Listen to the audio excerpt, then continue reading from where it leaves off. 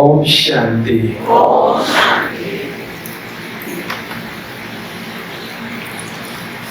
आप सभी ने न्यूज़पेपर में या टीवी में कहीं पर भी, मैगजीन्स में कहीं घड़ी की एडवर्टाइजमेंट देखी होगी, चाहे हाथ पर बांधने की घड़ी, चाहे दीवार घड़ी, उनकी एडवर्टाइजमेंट तो जरूर देखी होगी। उसमें हमेशा एवरी टाइम जब भी न्यूज़पेपर में घड़ी की एड आती है, उसमें 10:10 ही बताते हैं एडवर्टाइजमेंट। 10:10 हमेशा आप देखना, कभी भी न्यूज़पेपर उठा लेंगे। क्यों 10:10 बताते हैं? 10:10 मतलब ये ऐसे और ऐसे, 10 ऐसे होता है। ये क्या होता है?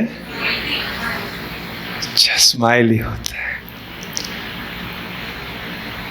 तो चेहरे पर स्माइलिंग फेस होता है तब 10:10 बजता है, पर प्रैक्टिकल में 4:20 ज़्यादा दिखाई देता है।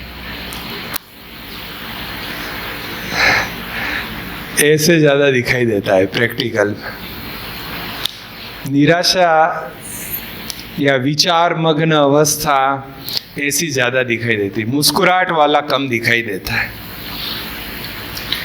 स्वयं भगवान इस विश्व परिवर्तन के लिए इस धरा पर आए हैं और इस कलयुग को बदलकर नई दुनिया सतयुग बना रहे हैं, और हम बच्चों को सिलेक्ट किया है।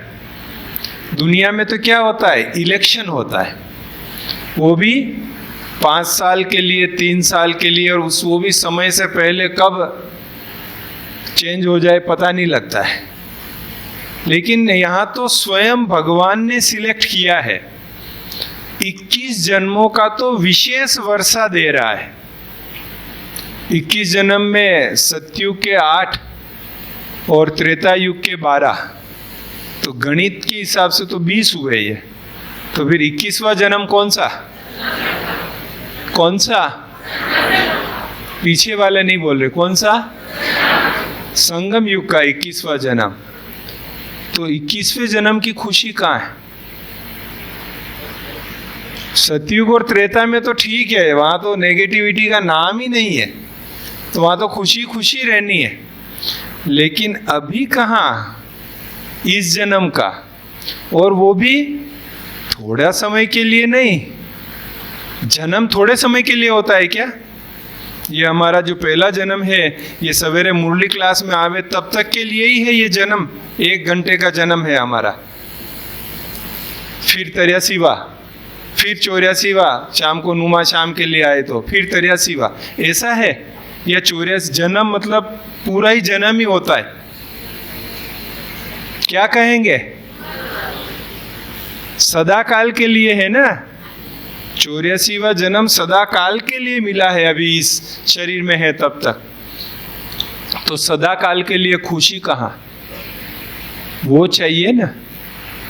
किसी ने कुछ बोल दिया, थोड़ा मन उदास हो गया, निराश हो गया, किनारा कर लिया, कभी कभी आंखों से गंगा जमुना भी बह जाती है। तो ये कहाँ? ये संगम का ये जन्म तो हमारा और सतयुग त्रेता से भी ज्यादा वैल्यूएबल है, क्योंकि स्वयं परमात्मा का संग है, हमें साथ है, छत्र छाया है। तो वो अनुभूति तो यहाँ होनी चाहिए ना। केवल शब्दों में ही है या प्रैक्टिकल जीवन में भी हो? तो जब मैंने अपने जीवन का विश्लेषण किया इस पॉइंट पर,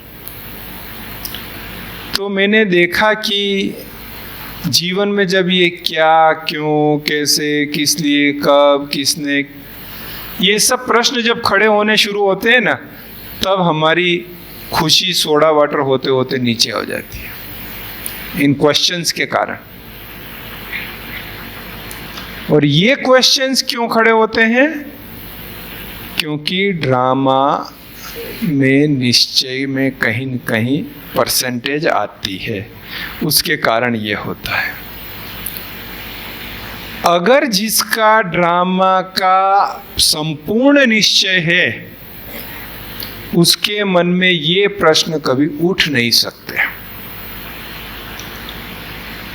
लेकिन निश्चय कम है तो हलचल होती है मन में।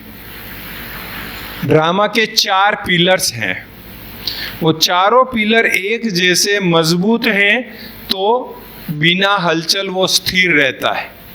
जैसे ये यहाँ टेबल रखा हुआ है, इसके 4 पिलर हैं। अगर ये चारों एक जैसे हैं तो उस पर पानी भी रखा है, घड़ी भी रखी है, फूल भी रखी है, सब स्थिर है, कोई हिल नहीं रहा है। लेकिन ये पिलर में एक छोटा मोटा हो जाएगा तो क्या होगा? हलचल में आ जाएंगे। तो ऐसे ही ड्रामा के 4 पिलर्स हैं। उन चारों पिलर्स को अगर हम निश्चय कर ले, समझ के स्वीकार कर ले और उसको एडॉप्ट कर ले लाइफ में, तो हमारे मन से ये क्या क्यों के क्वेश्चंस चले जाएंगे और सदा खुशी रहेगी। चेहरे पर कितना बजेगा? 10:10 रहेगा चेहरे पर। क्या है वो 4 पिलर्स? प्रैक्टिकल हम देखते हैं कि वो 4 पिलर्स क्या है। वो ड्रामा की 4 विशेषताएं हैं। पहला है कि ड्रामा फिक्स है। क्या है ड्रामा? ये तो हमने मुरली में कई बार सुना ना कि ड्रामा फिक्स है। इससे हमारे प्रश्न कैसे दूर होंगे? अब जैसे ये हॉल है, इसमें दीवारें फिक्स है। अब इसमें से बाहर निकलना है तो जो फिक्स दीवार है हम जाके टकराएंगे उससे।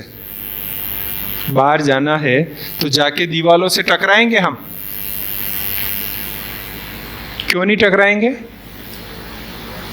क्योंकि हमको पता है कि ये फिक्स है, इनसे टकराने से कुछ फायदा नहीं होगा। क्या करेंगे? ढूंढेंगे कि दरवाजा कहाँ है, उस दरवाजे में से हम बाहर निकलेंगे। और प्रैक्टिकल लाइफ में क्या होता है कि हम टकराहट में आ जाते हैं और टकराते हैं और स्थिति फिर बिगड़ती है।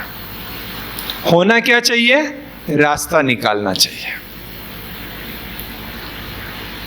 हर ताले की चाबी है। कोई भी दुनिया में ताला बिना चाबी के नहीं बना हुआ है। कोई भी समस्या आई है उसके समाधान का रास्ता है। हम थोड़ा ढूंढने की कोशिश करें। वो टकराने के बजाय, जब हम टकरा जाते हैं सीधा, वो टकराने के बजाय ढूंढने का रास्ता कोशिश करें तो रास्ता मिल जाएगा। और ये ड्रामा शब्द का प्रयोग भी कब करना है वो भी हम समझ ले पहले। कई कहते हैं भाई फिक्स है, अब क्या करना है? जब फिक्स है ना तो हमको कुछ करना ही नहीं है, अब तो फिक्स है। बाबा ने इस ड्रामा शब्द को बहुत ही अच्छी तरह समझाया हुआ है और उसका यथार्थ उपयोग करेंगे तभी हमारी चिंताएं दूर होंगी, हम सदा खुश रह सकेंगे। और वो है कर्म। जब कोई घटना घट रही है तो उसके पहले कर्म करने का, और जब घटना घट जाती है तो फिर ड्रामा बोल के स्वीकार कर लेने का। ये इक्वेशन आप समझना बहुत जरूरी है। यहाँ कई बहनें भाई कंफ्यूज हो जाते हैं, नए नए भाई बहनें सोचते हैं कि अच्छा आपका तो ड्रामा फिक्स है ना, फिर करना ही क्या है? कुछ करना ही नहीं है, सब फिक्स। ड्रामा है जो घटना हो जाए तब की बात, उसके बाद। तो जैसे हम रेलवे स्टेशन पे हमको ट्रेन पकड़नी है, 5 बजे का टाइम है ट्रेन का, अब हम बैठे हैं घरे, ठीक है, फिक्स है ना ड्रामा, पहुंचना होगा तो पहुंच जाएंगे। उसके लिए ड्रामा नहीं कहा बाबा ने। बाबा ने कहा है कि 5 बजे तक आप पहुंचने का प्रयास कीजिए। वहां जो आपका रूटीन प्रयास है वो 5 बजे तक पहुंचने का कीजिए। अगर आप गए, रास्ते में गाड़ी पंचर हो गई, रास्ते में और कोई दिक्कत आ गई और आप बिल्कुल 5 बजे ही वहां पहुंचे, ट्रेन प्लेटफॉर्म पे खड़ी है, आप पहुंचे उस समय तक और आपके सामने सामने निकल गई, अगर आपको नहीं मिली तो उस समय फिर क्या क्यों के क्वेश्चंस में नहीं जाने का। अगर वो छूट गई, नहीं छूटी तब तक तो पूरा प्रयास करने का, छूट गई तो फिर ड्रामा, फिर क्यों क्या क्या क्वेश्चंस में नहीं जाने का। मेरा तो प्रैक्टिकल लाइफ में ऐसा हुआ कि उदयपुर से अहमदाबाद जा रहा था, मेरी दादी जी, मेरी लौकिक दादी जी मेरे साथ थी। नॉर्मली हम बस से जाते थे, उस दिन उसकी इच्छा हुई ट्रेन से जाए, तो ट्रेन का टाइम भी हो गया था, तो हम रिक्शे में स्टेशन पर गए। स्टेशन पर गए तो टिकट लिया, वो टिकट देने वाला बोल रहा है भाई ट्रेन तो छूट रही है अभी। उन्होंने कहा दो तो सही टिकट। लिया टिकट, प्लेटफॉर्म पर गए, तब तक तो ट्रेन विशल देकर आगे बढ़ चुकी थी। लास्ट गार्ड वाला जो है ना, वो वहाँ से जा रहा था। मैंने कहा बाबा छोड़ना नहीं है। मैंने गार्ड को कहा देख मैं ये बूढ़ी दादी को लेके आया हुआ हूँ, इसको मैं कहाँ लेके जाऊँगा, तो रोक ट्रेन को। रीत सर हो लिटरली, मैंने कहा उसको इशारा किया इसको मैं कहाँ ले जाऊंगा, तू रोक ट्रेन को। और उसने जंजीर खींच ली गार्ड ने। उदयपुर छोटा सा स्टेशन था, ज़्यादा सवारियाँ भी वहाँ नहीं होती थी, लेकिन हमको लास्ट डिब्बे में बैठने का चांस मिल गया। अगर मैं भी ड्रामा कह के खड़ा हो जाता, चलो ट्रेन जा रही है जाने दो, फिक्स है, वो नहीं। जब तक वो घटना घटती है तब तक प्रयास करने का, गिव अप नहीं करने का। लेकिन अगर घटना घट गई उसके बाद ड्रामा, जो हो गया सो ड्रामा, वही फिक्स है, वही सत्य है और उसको स्वीकार करने का। एक बार रमेश भ्राता जी मम्मा के साथ बैठे थे, बातचीत कर रहे थे, मम्मा के साथ बैठ के कोई बात चल रही थी। उसी समय एक समर्पित बहन आई, आके मम्मा को समाचार सुनाया, मम्मा सेंटर पर ऐसा हुआ वैसा हुआ, जो भी हुआ उसमें कुछ सेंटर का भी नुकसान हुआ, कुछ वो बहन का भी नुकसान हुआ, समाचार सुनाया। मम्मा ने सुना ध्यान से, रमेश भाई भी सुन रहे। फिर मम्मा ने कहा, समझाया उसको कि बहन चलो जो हो गया सो हो गया, अब इसको ही ड्रामा समझने का, और यही सत्य एक्चुअली तो कि यही सत्य है, इस सत्य को स्वीकार करके आप आगे बढ़ो। ऐसे मम्मा ने उसको समझा के विदाई दी। जब वो बहन चली गई तो रमेश भाई जी से रहा नहीं गया। रमेश भाई जी ने मम्मा से पूछा कि मम्मा जो बात उस बहन ने बताई वो बात तो असत्य थी। असत्य मतलब ठीक नहीं हुई थी, यज्ञ का भी नुकसान हो गया, वो बहन का भी नुकसान हो गया, वो फलाने भाई ने जो आके किया वो तो अच्छा नहीं किया, तो वो तो असत्य था। फिर आपने कैसे उनको कहा, उस बहन को कहा कि जो हुआ वो सत्य है, उसको स्वीकार करो। तो मम्मा ने जो रिप्लाई दिया वो जब मैंने सुना तब से मेरे मन में ये धारणा फिक्स हुई। मम्मा ने कहा रमेश जी, मम्मा जी कह के बुलाते थे, कि रमेश जी उसने प्रयास किया अपनी रीति, जो प्रयास किया और जितना संभाल सकी वो संभाली। अब उसके बाद जो चीज घट गई है तो बाबा क्या कहता है कि कल्प पहले भी यही हुआ, कल्प बाद भी यही होगा, जो घटना घट चुकी है।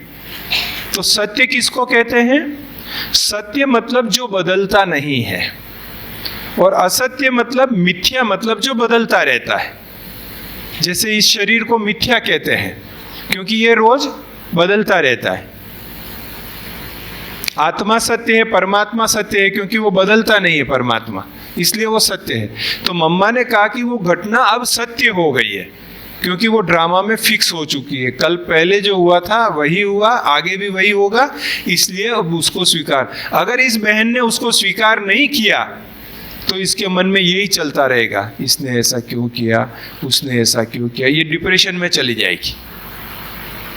इसलिए ड्रामा के सत्य को स्वीकार करना पड़ता है, प्रयास करने का, बेस्ट करने का प्रयास करने का, और जब हो जाए उसको स्वीकार कर लेने का ड्रामा कह के, क्योंकि ड्रामा फिक्स है और वही घटना उस समय की फिक्स है।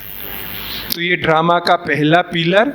और उसके लिए जैसे बताया, और मेरी ये पर्सनल धारणा है कि मैं एक्सेप्ट करता हूँ, जो चीज़ हुई मैं एक्सेप्ट कर लेता हूँ, इसलिए फिर ज़्यादा चिंता नहीं रहती है, निश्चिंतता रहती है लाइफ में। ड्रामा का दूसरा पिलर, ड्रामा एक्यूरेट है। पहला ड्रामा फिक्स है, दूसरा ड्रामा एक्यूरेट है। एक्यूरेट किसको कहते हैं? इंग्लिश शब्द है एक्यूरेट, हिंदी में क्या कहेंगे उसको?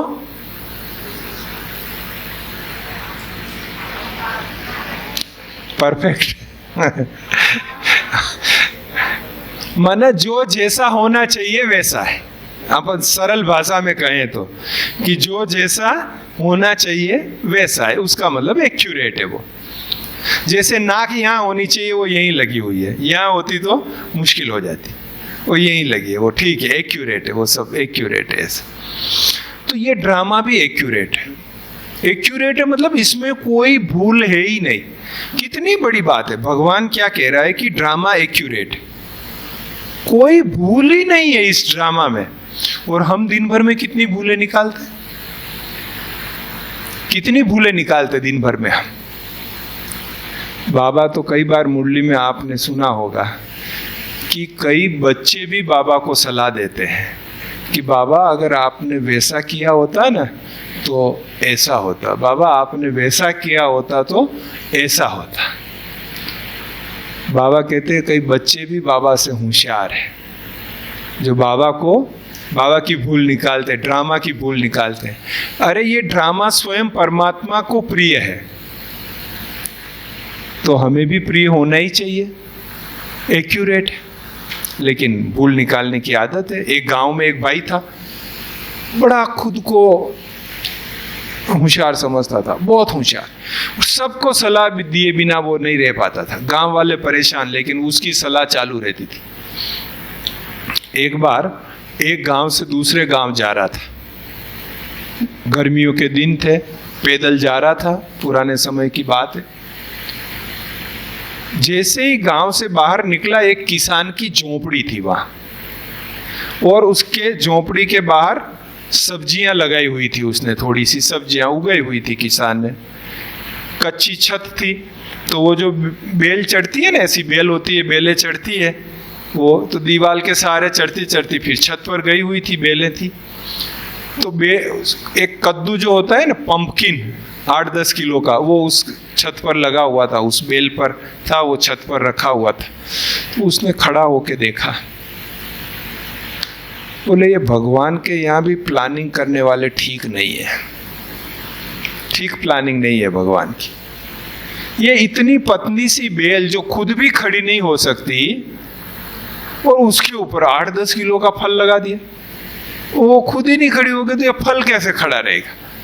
ये ठीक नहीं है भगवान की प्लानिंग। वहां कोई ठीक समझदार चाहिए जो ठीक से प्लानिंग करे। ऐसा सोचते सोचते आगे बढ़ा। दोपहर हो गई, प्यास लगी थी, धूप लग रही थी, सोचा कहीं पानी मिल जाए, थोड़ा विश्राम कर लूँ, छाया मिल जाए तो फिर आगे बढ़ूंगा। आगे एक कुआं दिखाई दिया, कुएं से पानी पिया। वहाँ एक घना पेड़ था, बहुत बहुत बड़ा विशाल पेड़ था, उसकी छाया थी, नीचे टॉवेल बिछाया और थोड़ा सो गया। तो सोते सोते नज़र ऊपर गई पेड़ पर, तो छोटे छोटे फल लगे हुए थे एप्पल के जैसे। वो बेल फल नहीं होता है, बेल का फल, बेल का पेड़ था और बेल फल लगे हुए थे। भगवान ने यहाँ भी गलती कर दी। इतना बड़ा पेड़ जिसको हाथ में नहीं ले सकते, इतना बड़ा तना इसका, इतनी बड़ी बड़ी इसकी शाखाएं, और इतना सा फल लगाया उस पर। एक्चुअली वो जो 8-10 किलो का कद्दू है वो यहाँ होना चाहिए, क्योंकि ये पेड़ उसको संभाल सकता है। लेकिन पता नहीं भगवान के यहाँ भी प्लानिंग कैसी है। ऐसा सोचते सोचते नींद लग गई उसको, आंख लग गई। हवा चल रही थी तेज, अचानक से एक पका हुआ बेल फल टूटा पेड़ से और गिरा सीधा ललाट पे उसके। बेहोश हो गया वो तो। लोग गुजर रहे थे वहां से, देखा ये बेहोश पड़ा है, पानी वानी छिटका और उसको कैसे भी जागृत किया। देखा मैं जिंदा हूं कि मर गया हूं, ऐसे चेक किया हाथ से, जिंदा हूं कि मर गया हूं। फिर सोचा ये दुख रहा है, क्या हुआ? देखा बाजू में वो बेल फल पड़ा था कि अच्छा ऊपर से बेल फल गया लगा लगता है, इसलिए मैं बेहोश हो गया, मेरे को दुख रहा है यहाँ पे। फिर सोचा कि ये तो बेल फल था और वो 8-10 किलो वाला कद्दू गिरता ऊपर से तो क्या हो जाता।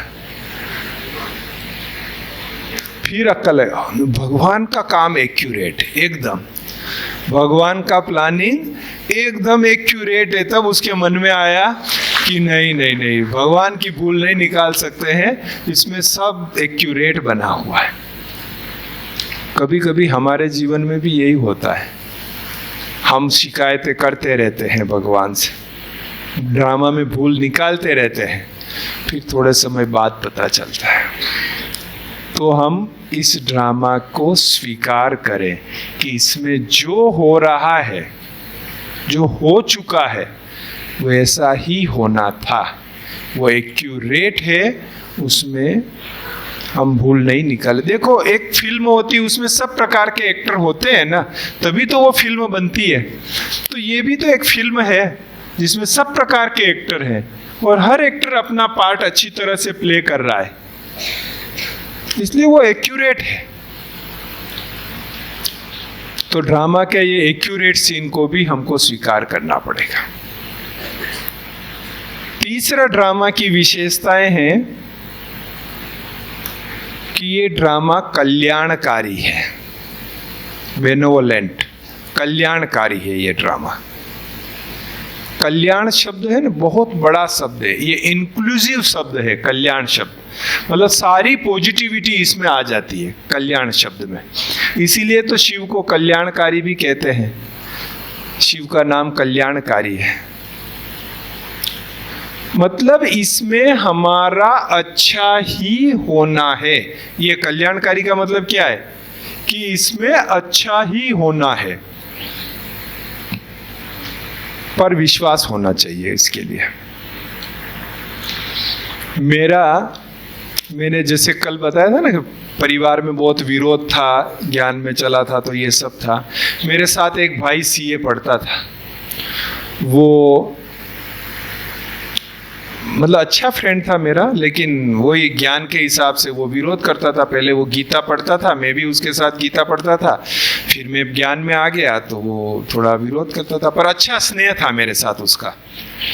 एक दिन वो मेरे घर पे आया, मैं अकेला कमरा किराया लेके रहता था अहमदाबाद में। एक दिन मेरे पास आया, मेरे पास आके बोले, ललित मैं तेरे को बहुत याद कर रहा था 5-7 दिन से। मैंने कहा भाई मेरे को क्यों याद कर रहे थे तुम?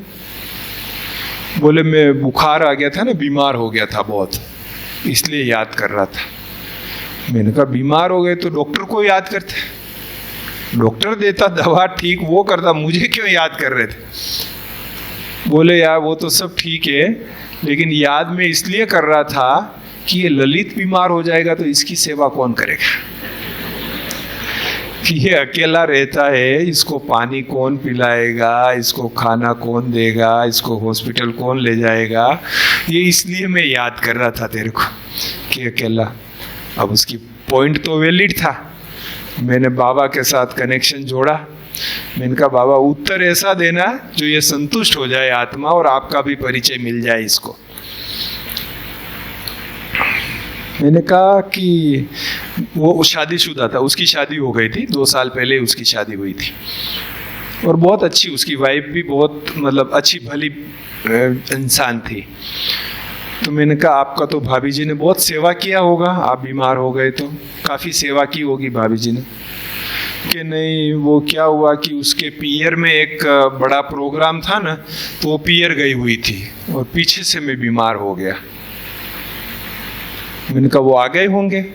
कि नहीं, वो फिर वो आने वाली थी पर मैंने मना कर दिया कि इतना बड़ा प्रोग्राम है तो तू नहीं आ, मैं मेरे मम्मी पापा के पास चला जाऊंगा, वो अहमदाबाद के पास में ही रहते थे, मैं वहाँ चला जाऊंगा, तू वहाँ प्रोग्राम पूरा करके फिर आना। तो वो तो नहीं आई, मैं फिर मम्मी पापा के पास जाके ट्रीटमेंट कराया, वहाँ रहा। मैंने कहा ठीक है, पॉइंट मिल गया। मैंने कहा देखो आपने शादी की, संयोग से आपकी वाइफ भी बहुत अच्छी है, आपसे बहुत स्नेह है, बहुत प्यार है, बहुत एक दूसरे की अंडरस्टैंडिंग है, और वो आपकी सेवा भी करना चाहती थी बीमारी में। पर ये शरीर का गुणधर्म ऐसा है कि ये एक समय में एक ही जगह रह सकता है, ये इस शरीर का गुणधर्म है। अब चूंकि वो शरीरधारी है तो वो पियर में ही रही, तो वो आपकी सेवा, शादीशुदा होते हुए भी वो आपकी सेवा नहीं कर सकी, इच्छा होते हुए भी नहीं कर सकी, क्योंकि शरीर की लिमिटेशन है। लेकिन मेरा जीवन साथी शरीर के बिना का है, वो कहीं पर भी किसी भी समय किसी भी परिस्थितियों में किसी भी स्थान पर मेरी मदद कर सकता है, वो मेरा जीवन साथी है। मैंने कहा आप भी तो भगवान में विश्वास करते हो? कि हाँ करते हैं। मैंने कहा बस मेरा वो है जो प्रैक्टिकली कहीं पर भी मदद कर सकता है, वो किसी के भी द्वारा किसी भी रूप में मदद कर सकता है, क्योंकि उसको कोई लिमिट नहीं है किसी भी चीज की, और वो सर्वशक्तिवान है, सर्वज्ञ है। उस समय तो वो चुप हो गया कि हाँ ठीक है, लेकिन कोई प्रैक्टिकल दिखाई भी तो दे उसको। और मेरे लौकिक परिवार वाले की भी मेन चिंता ये थी, इसलिए वो शादी कराना चाहते थे कि भाई कल उठ को इसको संभालने वाला भी कोई चाहिए, कुछ हो गया तो, इसलिए भी वो चाह रहे थे। तो संयोग से थोड़े दिनों बाद मैं स्कूटर चला रहा था, उस समय मुझे फीवर भी था 101 102, लेकिन कुछ ज़रूरी काम था तो स्कूटर लेके जा रहा था, तो कोई सेल्समैन बीच में आ गया तो गिर गया तो या फ्रैक्चर हो गया। ये टीबिया है, टीबिया में फ्रैक्चर हो गया, घुटने से बिल्कुल नीचे जो हड्डी है, और अच्छा फ्रैक्चर हो गया, बड़ा। तो तुरंत डॉक्टर पास में ही था, मैं रिक्शे में बैठ के डॉक्टर के पास गया, फ़ोन किया तो सेंटर वाले भी आ गए, लौकिक परिवार वाले भी वहाँ रहते थे वो भी आ गए। तो देखा डॉक्टर ने कहा भाई ऑपरेशन करना पड़ेगा, बहुत ज़्यादा ये हुआ, एक्सरे किया तो लिगामेंट भी टियर हुआ है। खैर वो एक लंबी स्टोरी है। तो ऑपरेशन भी हो गया, दूसरा ऑपरेशन भी हो गया। फिर सेंटर पे, भले मैं उस समय घर में रहता था, लेकिन सेंटर वालों ने कहा कि नहीं आप सेंटर पे आके रहो, और मैं सेंटर पे रहता था।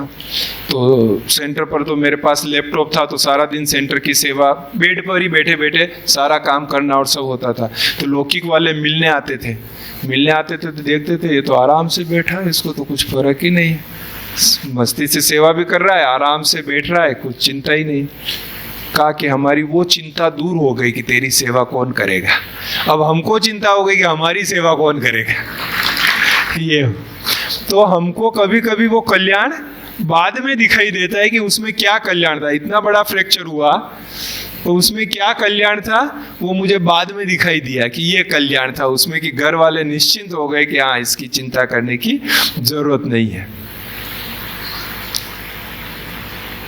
हमारे साथ ही ऐसा क्यों होता है? ऐसे कई बार प्रश्न उठते हैं। एक सेंटर पर रिट्रीट सेंटर की जमीन लेनी थी, तो जमीन उन्होंने सरकार से लेने के लिए कुछ बहुत बड़ी रकम, करीब 90 लाख रुपया डिपॉजिट भी कराया हुआ था सरकार में। फिर सरकार बदल गई, दूसरी पार्टी की सरकार आ गई, फिर भाव उस जमीन के बढ़ा दिए, बहुत महंगी कर दी। तो बहन जी ने मुझे बोला कि भाई साहब अभी हम वो ज़मीन फाइनल कर रहे हैं, पेमेंट करना है। मैंने कहा कितना पेमेंट करना है, क्योंकि रमेश भ्राता जी के समय उनको परमिशन दी हुई थी, फिर भ्राता जी ने शरीर छोड़ दिया था, तो वो सारा कारोबार मुझे करना था, तो उन्होंने मुझे फ़ोन किया। मैंने कहा कितना पेमेंट करना है, तो बोले इतना पेमेंट करना है। मैंने कहा ये तो बहुत ज़्यादा है। तो कहा हाँ लेकिन क्या करें, हमारे यहाँ तो नहीं तो लोग एक ज़मीन को 3-3 बार बेच देते हैं, ये झंझट हो जाता है, इसलिए सरकारी ज़मीन फिर भी ठीक है, इसमें वो सब झंझट नहीं होगा। मैंने कहा कि नहीं, ये तो बहुत ज़्यादा है, इतना ज़्यादा आप पेमेंट करके बनाओगे कैसे, वहाँ पैसा कहाँ से आएगा। बोले आप यहाँ आ जाओ एक बार और आप फैसला करो लेना है कि नहीं लेना है। ठीक है, मैं गया, ज़मीन देखी, पसंद नहीं आई, दूसरी 2-3 ज़मीनें देखी, वो कैंसिल करके एक दूसरी फाइनल की। मतलब एक ज़मीन हमने फिर फाइनल कर ली जो उससे 1/3 प्राइस में मिल रही थी और उससे भी बड़ी ज़मीन थी, प्राइवेट वाली, सब फाइनल कर ली। बहन जी ने फाउंडेशन रखने का प्रोग्राम बनाया, मुझे भी इनवाइट किया मधुबन से, ब्रिजमोहन भाई जी, आशा दीदी को भी दिल्ली से इनवाइट किया, फ्लाइट टिकट बना दिए कि आप आ जाइए, और प्रोग्राम है सितंबर एंड में प्रोग्राम था। अचानक प्रोग्राम से 5 दिन पहले बारिश, मतलब इतनी बारिश कि वो तो खेत था, रिट्रीट सेंटर का खेत लिया हुआ था, पूरा पानी से भर गया। तो बहन जी का फोन आया कि ललित भाई यहाँ तो इतनी, क्योंकि मुझे भी न्यूज़ तो मिल रही थी बहुत बारिश थी, तो बहन जी ने कहा इतनी बारिश हुई है कि पूरा भर गया है, और वो डेकोरेटर ने मना कर दिया, टेंट वाले ने, कि मेरे को तो 5-7 दिन पहले आप सूखा देंगे तो मैं लगा सकूंगा। 3 एकड़ में प्रोग्राम के हिसाब से टेंट ये सब कुछ करना था, तो कि मैं तब कर सकता हूँ, कि अब तो नहीं हो सकता है। तो भाई साहब क्या करें। मैंने कहा अब क्या करें, क्या अपने हाथ में तो है नहीं, आपके हाथ में तो है नहीं, पोस्टपोन करो प्रोग्राम। बोले इतनी तैयारी हो गई, इतना सब, आधा तो हमने मिठाइयों का भी सब कुछ सेटिंग कर लिया, सबको इनविटेशन दे दिया, आप गेस्ट आ रहे हैं, सबके टिकट्स बुक हो गए, फ्लाइट टिकट्स बुक हो गए, सब हो गए। अरे मैंने कहा लेकिन करें कि क्या, आपके हाथ में तो है नहीं, इसमें भी कोई कल्याण है। बोले अभी इसमें क्या कल्याण है, अब नेचुरल है ना, हो जाता है, जब हमारे साथ गुजरती है तब पता लगता है कि क्या होता है। तो एक बीच में एक दूसरी स्टोरी सुना देता हूँ। एक गांव में जब हमारे साथ गुजरता है ना तब पता लगता है कि बोलना आसान होता है कि इसमें भी कल्याण है, लेकिन उस कल्याण को स्वीकार करना कितना डिफिकल्ट होता है।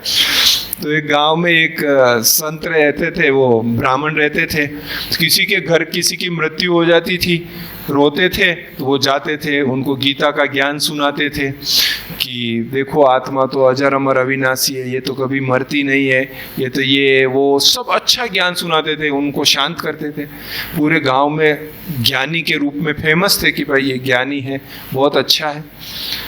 एक बार एक माता और एक बच्ची उनके घर के बाहर से जा रहे थे, तो ब्राह्मण के घर से रोने की आवाज आ रही थी। तो माता ने सोचा ये क्या हुआ, ब्राह्मण के घर में क्यों रो रहे हैं। तो उन्होंने दरवाजा खोला और देखा तो सामने ब्राह्मण ही रो रहा था। तो उसको जाके पूछा, अरे पंडित जी आप रो रहे हैं, क्या बात है, आप क्यों रो रहे हो। तो कि मेरी बकरी मर गई। वो बच्ची जो साथ में थी उसको आश्चर्य हुआ, कहा पंडित जी मेरे पिताजी मर गए, जवान पिताजी थे, अभी 1 महीने पहले मरे, तो आप हम कितना रो रहे थे, तो आपने हमारे घर पे आके कितनी बातें, ज्ञान की बातें सुनाई, कितना हमको समझाया, मम्मी कितनी रो रही थी, वो कितना समझाया, मैं कितनी रो रही थी, आपने समझा के सबको शांत किया, और आप अभी रो रहे हो बकरी मर गई इसलिए। कहा वो तेरे पिताजी थे, ये मेरी बकरी है। तो जब ज्ञान सुनाना सहज होता है, लेकिन खुद पर गुजरती है तब उसको स्वीकार करके करें तो वो ज्ञान पचाना होता है। तो वो पचाया है। तो अभी मैंने बहन जी को बोल तो दिया कि बहन जी इसमें भी कोई कल्याण है, आप निश्चिंत रहो। बहन जी बोले भाई बहुत कुछ किया है। मैंने कहा अब बहन जी कर भी क्या कर सकती, कुछ कर तो सकती नहीं थी, स्वीकार करना पड़ा, स्वीकार किया। 15 दिन बाद वो मधुबन आई। मधुबन आके दादी जानकी जी से मिले और दादी जी को सुनाया कि दादी ऐसे 3 एकड़ जमीन लिया है और वहाँ रिट्रीट सेंटर बनाना है और फाउंडेशन स्टोन लगाना बाकी है अभी। दादी आपको आए तो बहुत समय हो गया वहाँ, अगर आप आ सकें तो बहुत अच्छा प्रोग्राम बनाइए आप, हमारी बहुत दिल की इच्छा है कि आप पधारें। तो दादी ने हंसाबेन को बुलाया, चेक किया, डेट्स चेक की, तो हंसाबेन ने की कि दादी 8 दिन के बाद आ सकती है, डेट खाली है और डायरेक्ट फ्लाइट है अहमदाबाद से, तो अलग से चार्टर्ड फ्लाइट करने की भी ज़रूरत नहीं पड़ेगी और दादी अहमदाबाद से डायरेक्ट आ जाएगी। बहन जी ने कहा ठीक है, आप दादी को लेके आइए। प्रोग्राम फिक्स कर लिया। बहन जी दौड़ी दौड़ी मेरी ऑफिस में आई शांतिवन, आके कहा ललित भाई खुशखबरी। मैंने कहा बताइए। कि दादी आ रही है। दादी ने हाँ बोल दिया। मैंने कहा ये तो बहुत अच्छी बात है, लेकिन भाई साहब टेंशन हो गया है। क्या?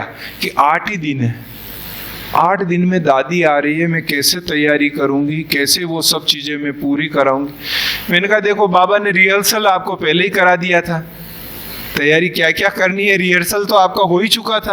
अब तो आप पहुंचो और लगाओ टीम को और करो। दादी आ रही है तो सब चीज अच्छी हो जाएगी, समझो दादी के आना ही सब कुछ अच्छा है, और आप तो एकदम से लग जाओ और करो। कहा ठीक है मैं जाती हूँ, करती हूँ। जाके तैयारी की कि आपको आना है। मैंने कहा मैं दादी के साथ ही दादी की फ्लाइट में आ जाऊंगा। प्रोग्राम हुआ, हम गए। जैसे कल प्रोग्राम है तो आज शाम को पहुंचे, दोपहर में पहुंचे। तो आज शाम को वहाँ के चीफ मिनिस्टर खास सेंटर पर एक 50 जनों का VIP का छोटा सा स्नेह मिलन रखा था। उसमें चीफ मिनिस्टर आए, 1 घंटा दादी के साथ रहे और खूब अच्छी तरह से वो प्रोग्राम जो है सेंटर पर शाम को स्नेह मिलन का हुआ। भरपूर हो गए, वो भी दादी से भरपूर होके गए। पहली बार वो दादी से मिले थे, खूब भरपूर होके गए। और दूसरे दिन सवेरे वो वहाँ पे रिट्रीट सेंटर जहाँ बनना था वहाँ प्रोग्राम था। मैं भी दूसरे दिन सवेरे ही वहाँ गया।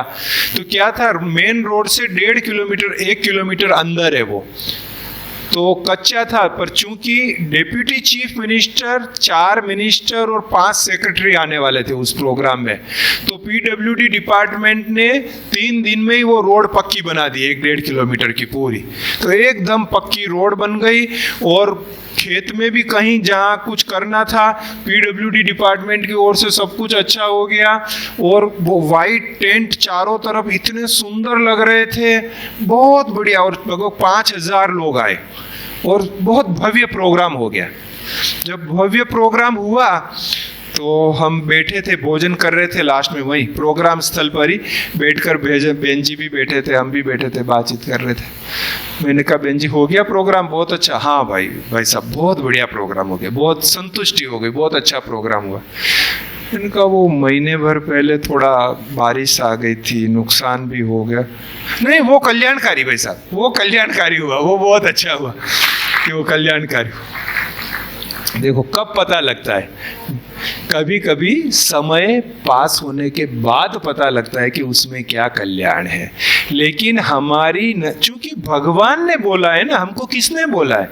किसी व्यक्ति ने थोड़ी बोला है, स्वयं भगवान ने बोला है कि ये ड्रामा कल्याणकारी है, तो हमें स्वीकार करना चाहिए। अगर हमारी अकल थोड़ी कम है, कल्याण नहीं दिखाई दे रहा है, तो वो अलग बात है, लेकिन है तो कल्याणकारी। हम कलयुग से सतयुग में जा रहे हैं। कलयुग जहां दुख के सिवाय कुछ नहीं है, सतयुग जहां सुख के सिवाय कुछ नहीं है, तो वैसे भी कल्याण हुआ कि नहीं हुआ? बेहद रूप से भी कल्याण हुआ कि नहीं हुआ? कि ऐसे अंधेरे से रोशनी में जा रहे हैं, तो वो तो बेहद का कल्याण हुआ। लेकिन यहाँ भी जीवन की हर घटना में कल्याण होता है, हर घटना में कल्याण है।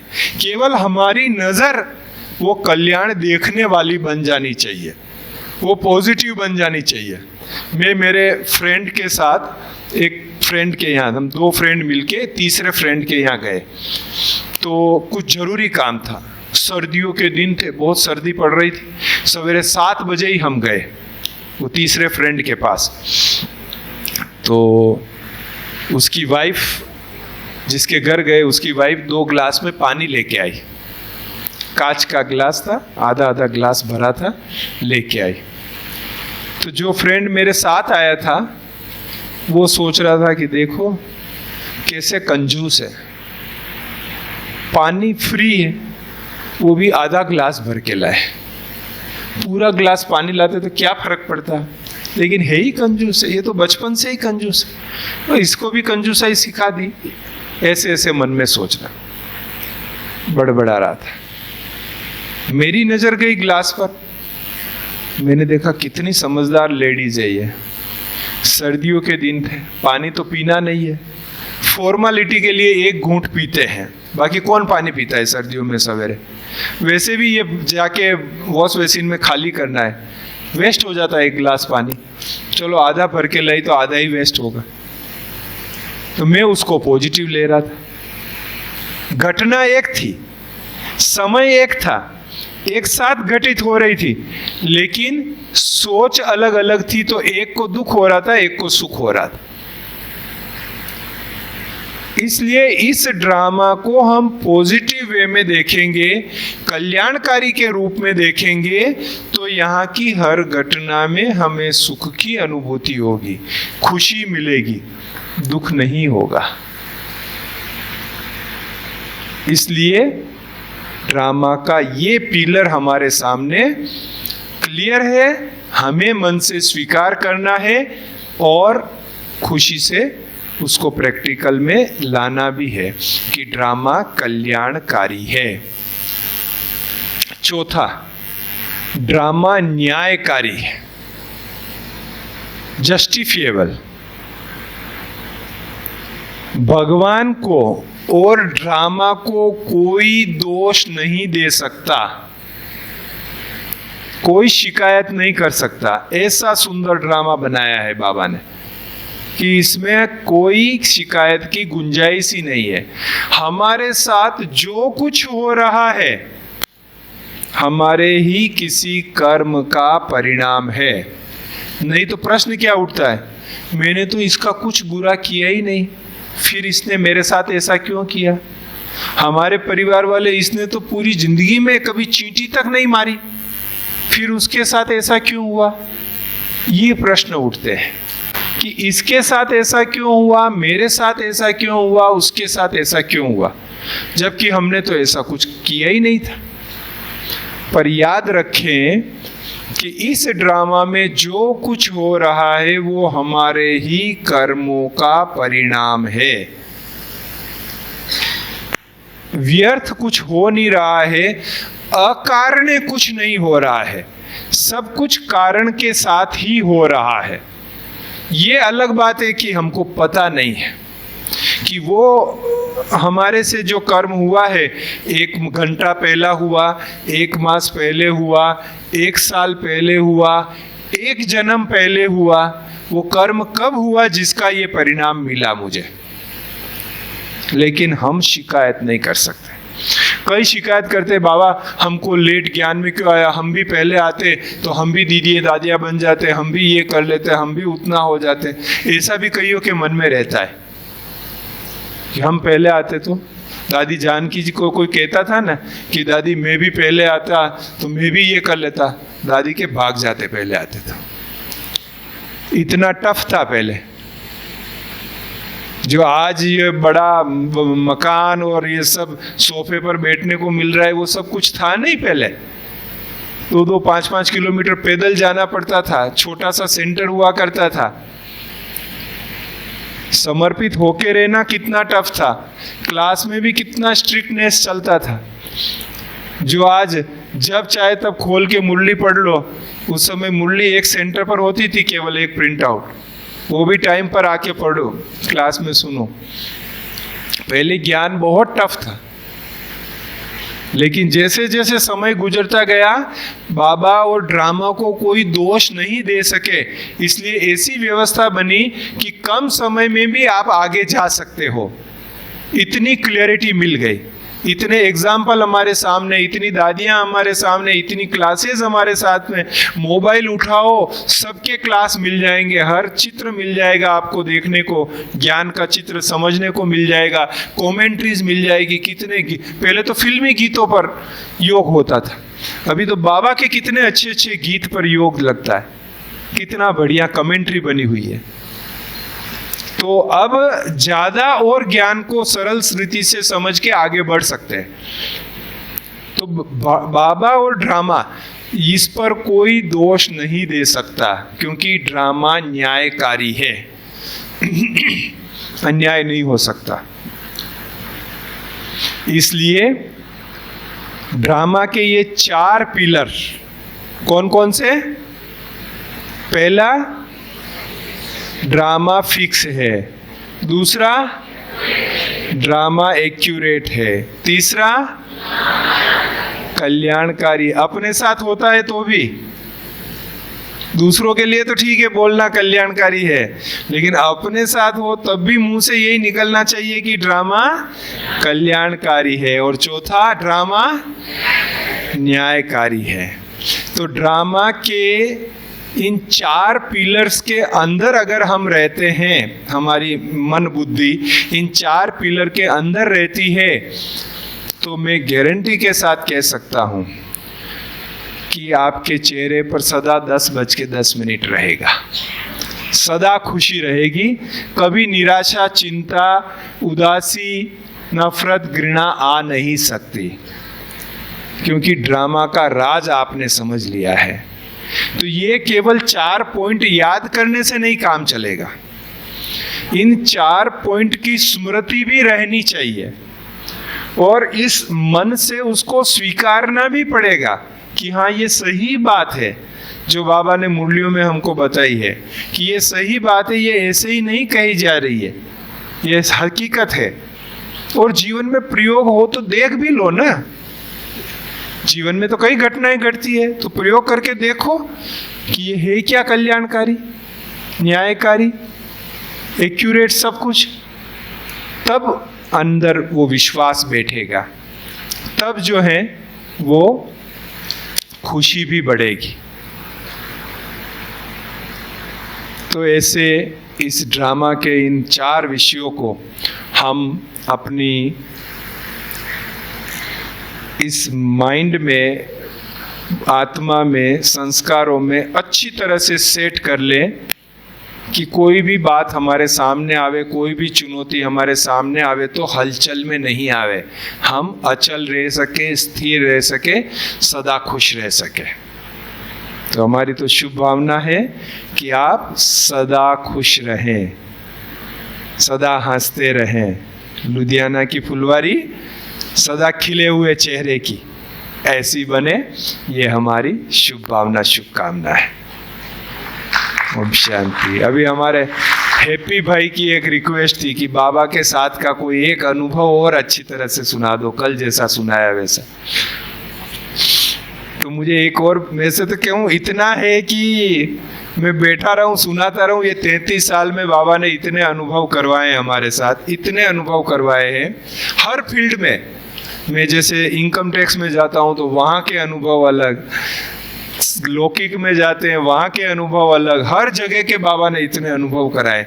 लेकिन एक और ऐसा अनुभव जो असंभव से संभव कराया बाबा ने, वो भी मैं शेयर करता हूँ। टाइम तो हो रहा है लेकिन शेयर करता हूँ। आप लोग लेट हो रहे होंगे ना कि शेयर करूँ? सुनाते हैं।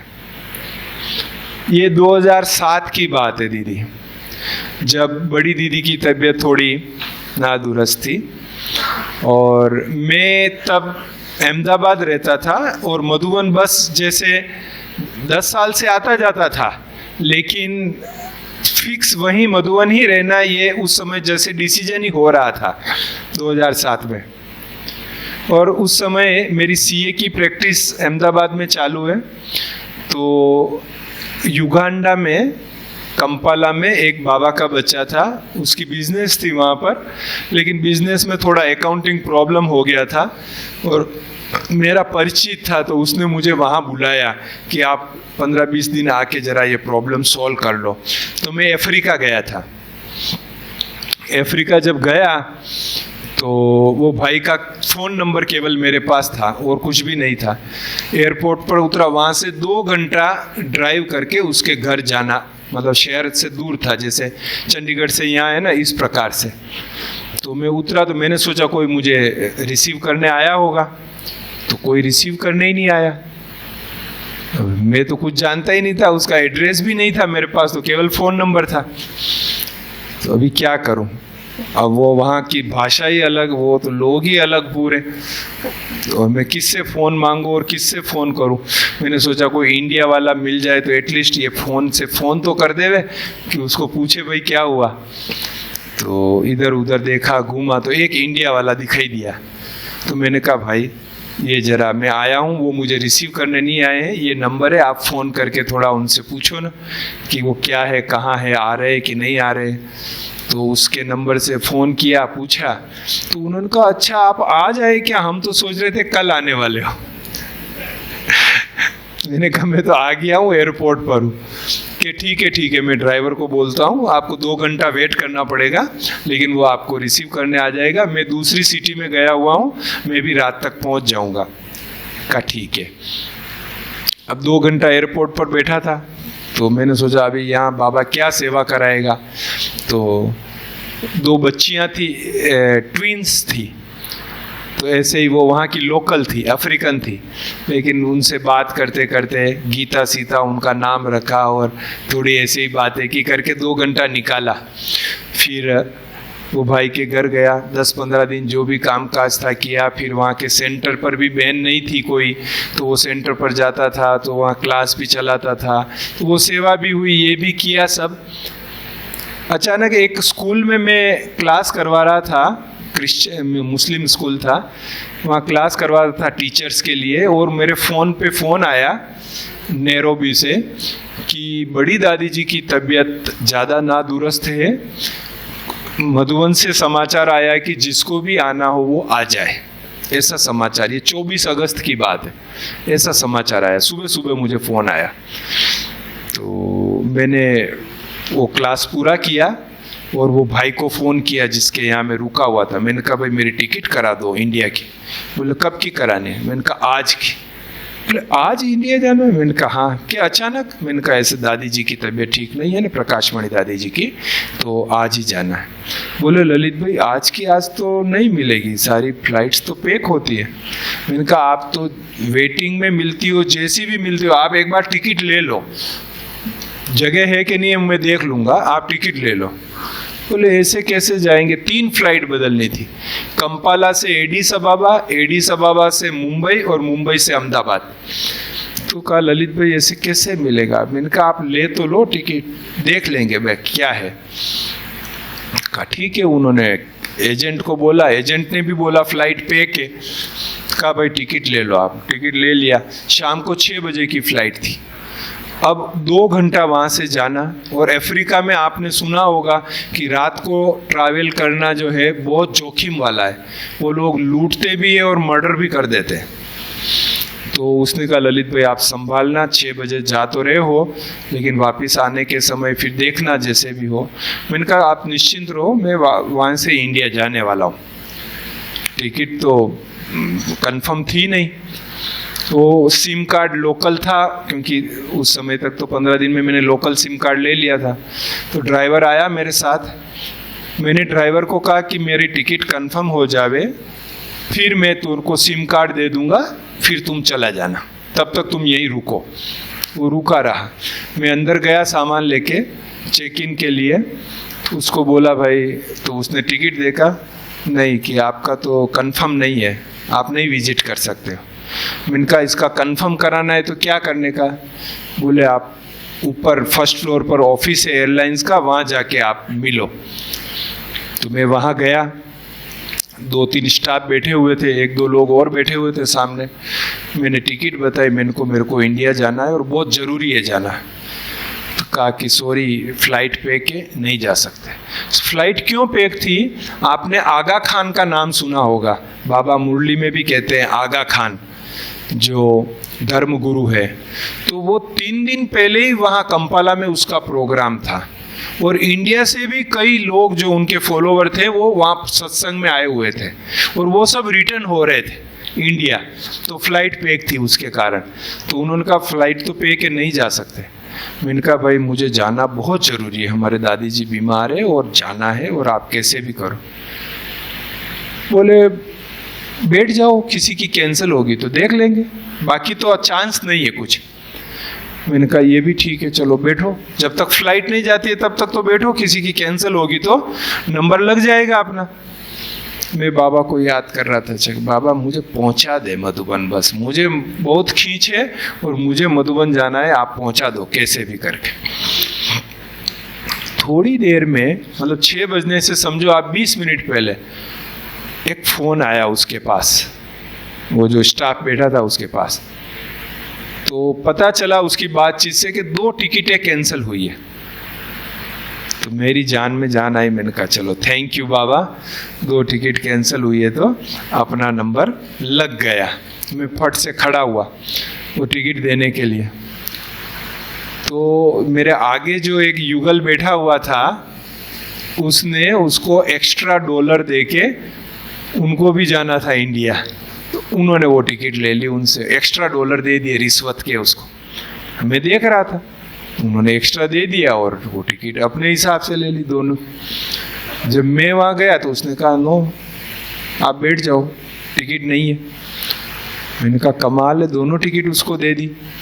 मैंने कहा बाबा मैं रिश्वत तो नहीं दूंगा, आपको ले जाना है और ऐसे ही ले जाना है, लेकिन रिश्वत नहीं दूंगा।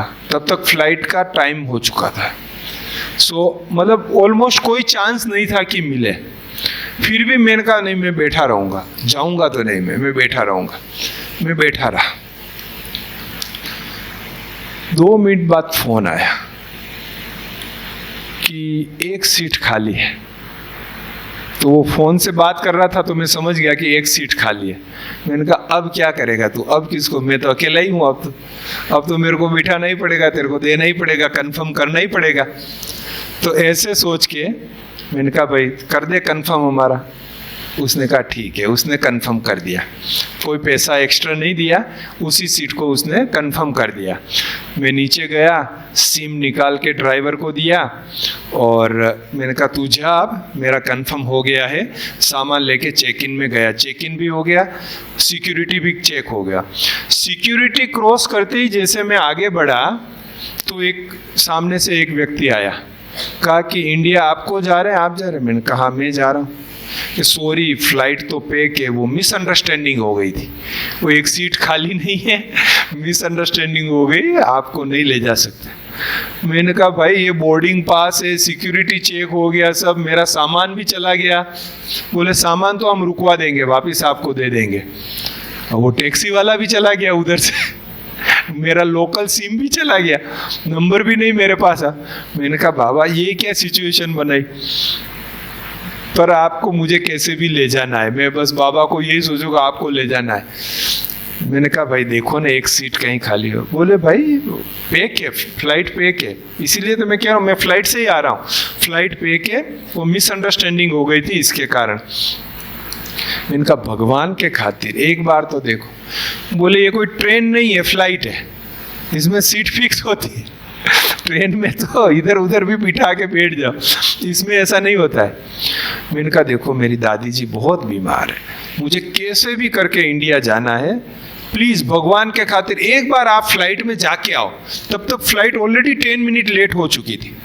मैंने कहा आप जाके आओ, देख के आओ, नहीं होगा तो कोई बात नहीं, मैं चला जाऊंगा वापस, लेकिन एक बार आप देख के आओ। पता नहीं क्या उसको टचिंग हुई है, ऐसा कभी कभी होता नहीं है, कहीं एयरपोर्ट पे ऐसा कभी होता है क्या, ऐसे कोई बार्गेन कर रहा हो या जिद कर रहा हो, ऐसा तो कभी नहीं होता है। मुझे भी पता नहीं क्या जिद चढ़ी थी, तो मैं छोड़ू ही नहीं। आखिर वो गया, वो अंदर गया और अंदर से वो सिक्योरिटी वालों को फोन आया कि उसको भेज दो।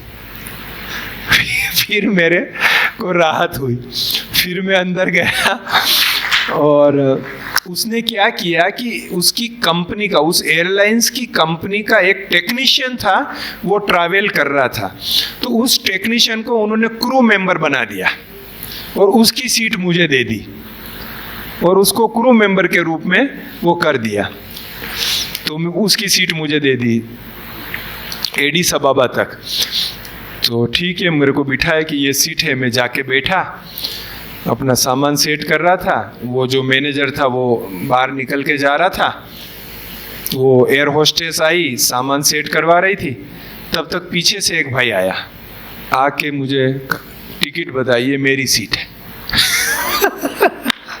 वहाँ बैठने के बाद, सब कुछ करने के बाद वो आया, ये मेरी सीट है। मैंने वो एयर होस्टेस को बुलाया, मैंने कहा ये बहन ये क्या कर रहा है? ये कह रहा है ये मेरी सीट है, मेरे को उठा रहा है यहाँ से, ये क्या है? वो दौड़ के गेट पर गई वो मैनेजर को रोकने के लिए कि भाई तुम वापिस आओ, देखो ये क्या झंझट है, आप बिठा के गए और ये तो ये कह रहा है कि मेरी सीट है। वो मैनेजर वापिस आया, वो भाई का टिकट देखा, फिर उसको कहा कि ये आपकी एडजस्ट की है, आपका वो पीछे वाला है वहाँ बैठना है, ये यहाँ बैठेंगे। फिर उसको वहाँ बिठाया, मुझे वहाँ बिठाया, दरवाज़ा बंद हुआ, फ्लाइट का रनवे पर चलने लगी। मैंने कहा अब भी रुकी ना तो ललित को नीचे उतारने का प्लान होगा कि इनको नीचे उतारो। तो खैर रनवे पर चली फ्लाइट, एडिस अबाबा गई। वहाँ से जो आगे की मुंबई तक की फ्लाइट लेनी थी उसमें सीट थी ऑलरेडी, जगह मतलब खाली थी, तो कोई प्रॉब्लम नहीं आया। मैं मुंबई सवेरे 7 बजे पहुँच गया।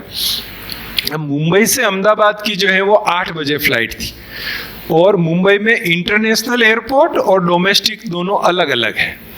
तो इंटरनेशनल पर डोमेस्टिक में दूर है थोड़ा, तो जाने के लिए अंदर से बस चलती है, वो बस आपको इंटरनेशनल से डोमेस्टिक पर ले जाती है, या फिर बाहर से आप टैक्सी करके जाओ, उसमें 1 घंटा लग जाता है टैक्सी करके सारा वहाँ पहुँचना करना सब।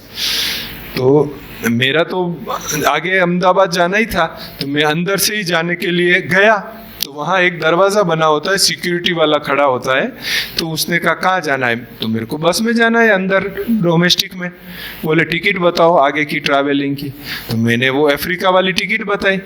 बोले नहीं ये तो आप ट्रैवल करके आ गए, आगे की टिकट बताओ जो आपको जाना है।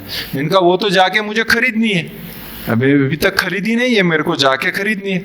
बोले नहीं, जिसकी कंफर्म टिकट होती है वही अंदर से जा सकता है, कंफर्म नहीं है तो बाहर से जाना पड़ेगा। मैंने कहा कमाल है, मैं अफ्रीका से यहाँ आ गया हूँ और आप यहाँ नहीं जाने दे रहे हो।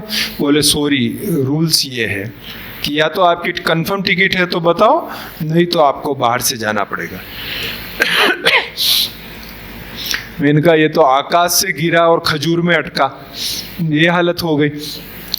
मैंने कहा बाबा बाहर से जाऊंगा तो फ्लाइट नहीं मिलेगी, मुझे जाना अंदर से ही है।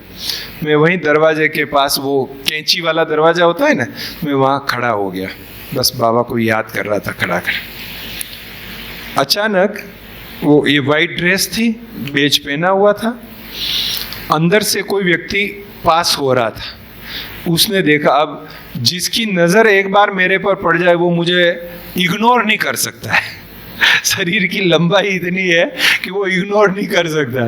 तो उसकी नज़र पड़ी तो वो देखने लगा, देखा तो वाइट ड्रेस बेज, तो वो आया अंदर से मेरे पास, ओम शांति। मैंने कहा ओम शांति। आबू जा रहे हो? मैंने कहा हाँ आबू जा रहे हो। तो यहाँ क्यों खड़े हो? मैंने कहा ये आने नहीं दे रहे अंदर। कि क्या बात?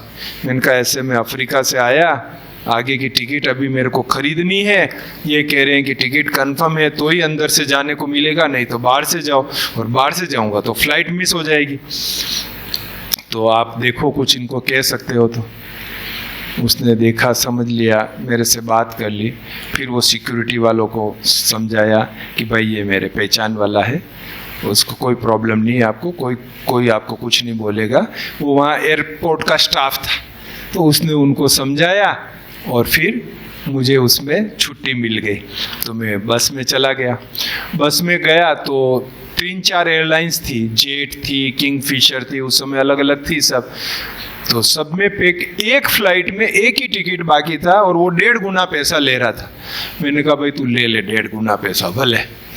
वो लिया उसने पैसा, एक वो टिकट खाली था, तो मैं आ गया अहमदाबाद से मैं 25 अगस्त को शांतिवन पहुंचा सवेरे सवेरे, और दादी जी ने फिर वहाँ पे देह त्याग किया था शांतिवन में, लेकिन मैं उस तक पहुँच गया था, उस समय तक मैं वहाँ। तो देखो बाबा पर विश्वास है तो 3-3 फ्लाइट टिकट जो है ही नहीं, वहाँ भी कैसे कंफर्म हो गए, विदेश से भी बाबा ने मधुबन तक पहुँचा दिया। लेकिन एक अटूट विश्वास कि बाबा आपको करना ही है, आपको कराना ही कैसे भी, तो हर चीज़ जो है बाबा पूरी करा लेता है। हमारे मन में शुभ भावना, शुभ कामना हो और परमात्मा में विश्वास हो तो हमारे सभी संकल्प पूरा करने के लिए बाबा बंधा हुआ है। आप मुरलियों में सुना होगा, बाबा कहता है ये बोझ अपने ऊपर लेके क्यों घूमते हो? कहा है ना कि टोकरी अपने ऊपर लेके क्यों घूमते हो, हमको दे दो ना। तो बाबा को टोकरी देके हम निश्चिंत हो जाएं, बाबा हमारा काम करने के लिए बंधा हुआ है। अच्छा, ओम शांति।